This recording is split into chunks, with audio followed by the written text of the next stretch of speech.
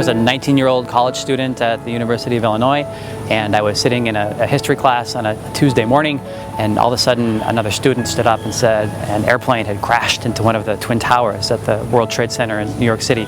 And we didn't know if it was an accident or an attack or what had happened, but of course we would find out soon enough.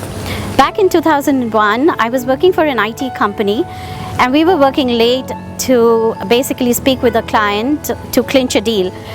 That's when the attacks happened. We didn't know what to do, but we basically had to shut operations for a couple of days. We saw the ripple effect of the attacks thereafter. I was in Washington, D.C. on 9/11.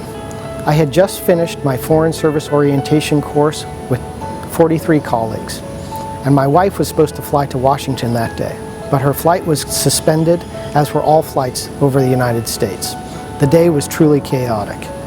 All cell phones were jammed, nobody could reach each other. People didn't know what to do, but slowly people came together and found ways to start beginning to help.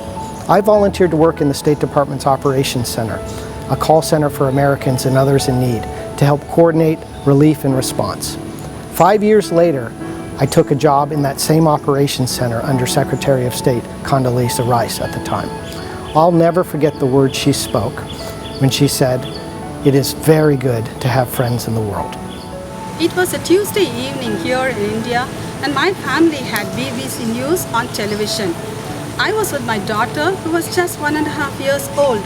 We couldn't peel our eyes off the screen. But today, I'm amazed at the resilience of the American people and the global response to that terrible day. I'm proud to be working at the U.S. Consulate General. In 27 years as a U.S. diplomat, I can't think of a more shocking day than September 11, 2001. I was in Washington when the attack happened, and I saw the smoke rising from the Pentagon.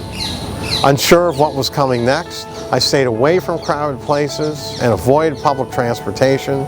Instead, I walked 6 miles to arrive home, where I reached out to friends and colleagues to make sure they were okay. For all of us on the front lines of U.S. diplomacy, the attacks of September 11th have shaped our lives ever since. So too has the response from our international partners and friends, including India. In the days after the attack, India's leaders reached out with words of support and offers of assistance. Local newspapers ran headlines like, "India makes common cause with the U.S." And we make common cause because we share common values. In my time in Hyderabad, I've seen those common values at work every day. So as we honor those we lost 20 years ago, including Indian citizens, let us recommit ourselves to working together to build a more just, free, and peaceful world.